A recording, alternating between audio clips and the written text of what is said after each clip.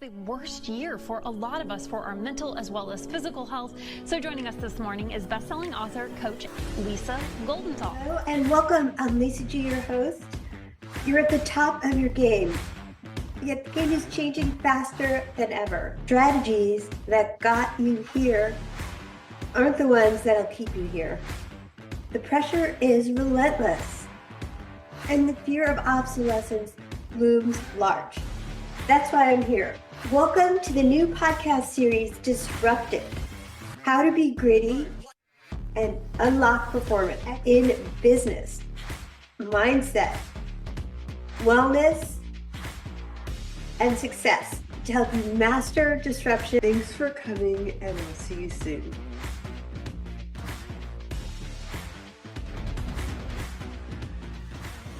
She's a third-generation entrepreneur, certified story brand guide, and outside-the-box marketing strategist who knows how to turn complexity into clarity. She sold her first company to private equity in just 5 years after starting it, and has since led marketing departments across manufacturing, home services, and tech. Today, she helps business leaders cut through the noise, avoid wasteful marketing spend, and dominate their markets with her signature 4 C's of effective marketing. I'm excited to welcome to WholeCEO podcast, Amber Gaige. Welcome. Hi, Lisa. Thank you for having me. What a privilege to be here. I'm so excited to jump into your story. I was reading about that. I'm telling you a little bit before we hit record. I want to jump right into that. How did you scale and sell your company in just 5 years? And what lessons can today's entrepreneurs take from your journey? Well, I hope that they can take from my journey that the sky's the limit as long as you have the chutzpah and the tenacity to hang on. Entrepreneurship is a beautiful journey, but it's certainly not for the faint of heart. You have to definitely be tenacious, right? You know that. Facts. Those are the facts. Not gonna lie. Yep. For sure. And as far as selling the company in 5 years, it really was a God thing. I was coming out of a family business. I needed to exit for the sake of the next step of my career.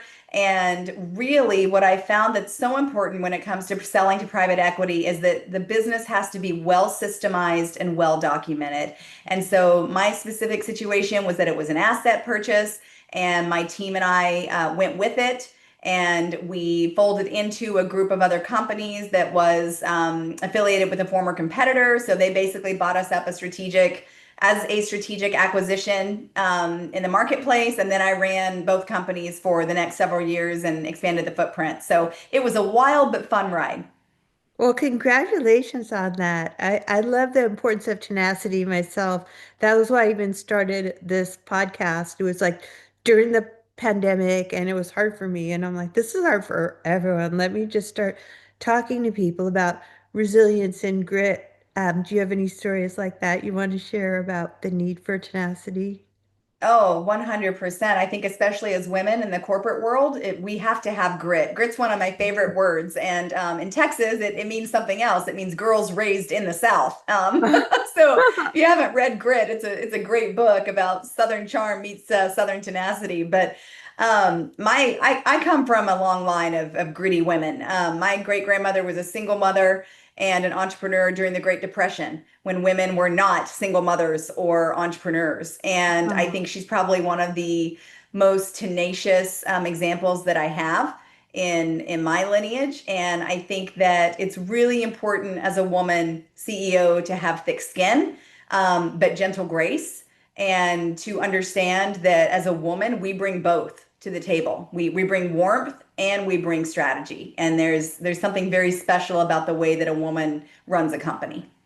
I love that. I love that we can bring both because I really agree with you so much on that. You don't have to be that cold, hard man in a dress. Like you can Right. bring the grace and the grit. And I was more familiar with Angela Duckworth's work in that. So I'll have to read that book. It sounds great. And I Yeah. want to also jump into your 4 C's framework. What are the 4 C's of effective marketing, and how can we apply them to cut costs and increase profits? Absolutely. So the four C's of effective marketing are a combination of marketing tactics and strategies that I've developed over the last 20 years of my marketing career. And I've found that when companies adopt these strategies and put them into play, on average, they see a 10x improvement in their marketing return. So the first C is clear copy. If people can't understand what you do in 2.5 seconds or less when they go to your website, we've already lost them. So we have to make sure that we spend time as business operators working on that elevator pitch, understanding that when we make ourselves the hero, people tune us out. People want to know that you can solve their problem, and the products and services that you offer are going to get them to where they need to be. So clear copy is the foundations of the four C's. I love that clear copy because I know I haven't always been clear. And when you confuse people, they're not going to do anything, right? I've heard it said a confused mind does nothing. Um, Right. do you want to elaborate on any other marketing strategies for our audience? Sure. So the second C is consistent branding. On average, we know that it takes someone 11 interactions with a single brand before they make any kind of buying interaction, one click, for example. So your branding is the way that your brand makes people feel. Maybe you have a warm and fuzzy brand. Maybe you have a comical brand. Maybe you have a corporate brand. But that brand has to consistently be presented in front of that target audience so that they can find you, understand what you do, and transact with you. So I tell my clients all the time, if you test paid ads for 90 days, you get nothing out of it, and then you go dark for 6 months and wonder why your phone's not ringing, you've just shot yourself in the foot. It would be better to not do any paid ads at all and to concentrate on your organic growth and your clear copy. So consistent branding goes in line with clear copy. And it also goes in line with the third C, which is customer demographic.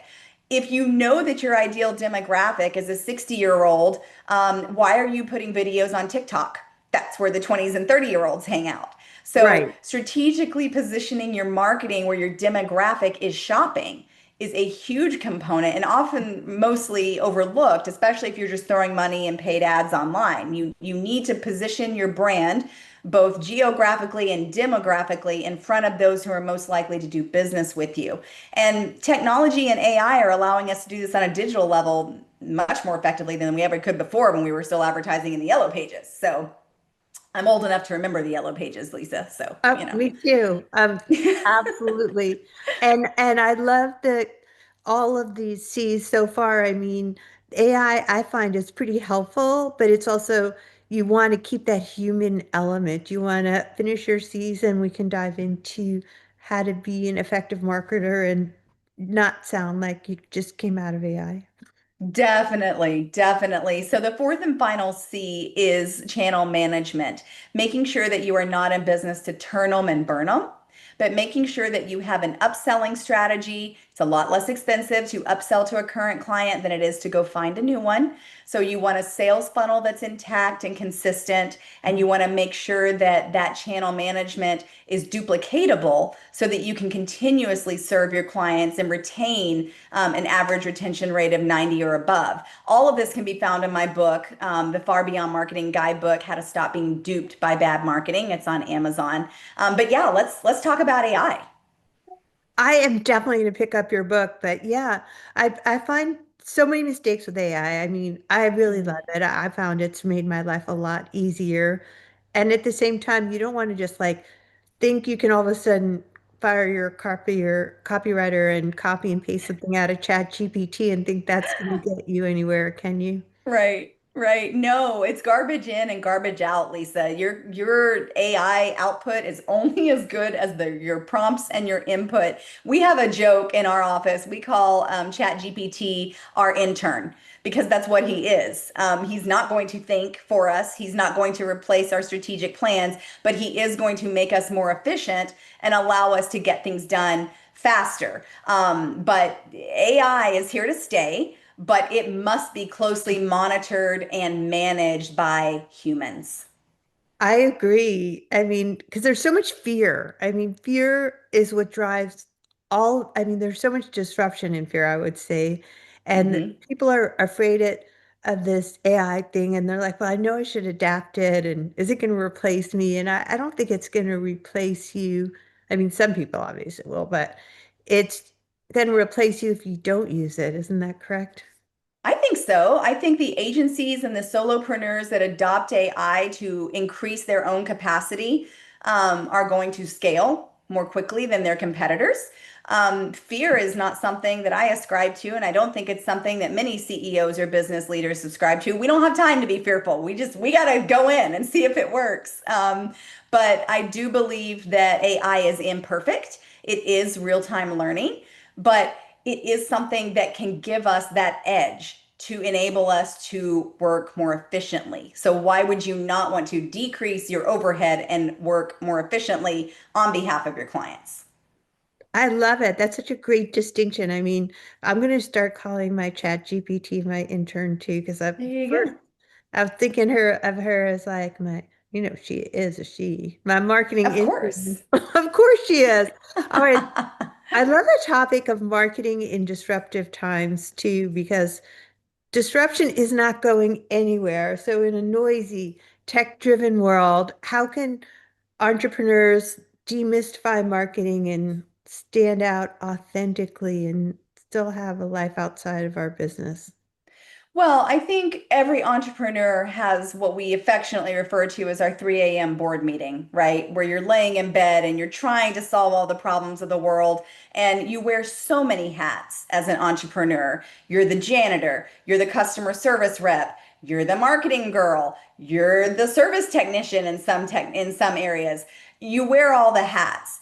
Marketing should be created in such a way for the entrepreneur so that it runs in the background without having to be actively managed. Now, that's a really tall order because you typically find people that are willing to do an aspect of marketing, like, say, social media or copywriting, but they're not willing to really strategically put a plan, a strategy, and a platform in place. And that's really what entrepreneurs need. They need the platform to track the success rate, a plan that is dictated by their operational goals, and the tactics that are going to deliver the results within the budget that they have to work with. I love it. Your systems are just, this is like, I'm going to pick up your book and I'm going to just follow you because this is like a blueprint for entrepreneurs because we do need systems. So do you want to recap all of your C's and all the stuff we went over and just come up with any other ways that you want us to be unstoppable? Like I said, I started this podcast to help people be unstoppable in all areas of their lives. And I think you are unstoppable, unshakable, unbreakable. Marketing Thank you. genius. What have you got? Thank you. That is so kind. Well, I started my company with a very similar passion, Lisa. I mean, we're called Far Beyond Marketing, and it's based on Ephesians 3:20 from the Bible, where we believe that God is able to do exceedingly and abundantly far beyond what we ask or imagine. And that's what we want to do for our clients, and that's what entrepreneurs want for their families and their communities. So when it comes to marketing, we actually put together an entrepreneurial toolkit where for less than one $500 payment, we give entrepreneurs every link to every platform that we recommend. We give them a 1 hour consultation. We give them a copy of my international best-selling book, and we literally teach them through our course how to implement marketing systems that will work for them while they sleep. Wow, that is a fantastic deal.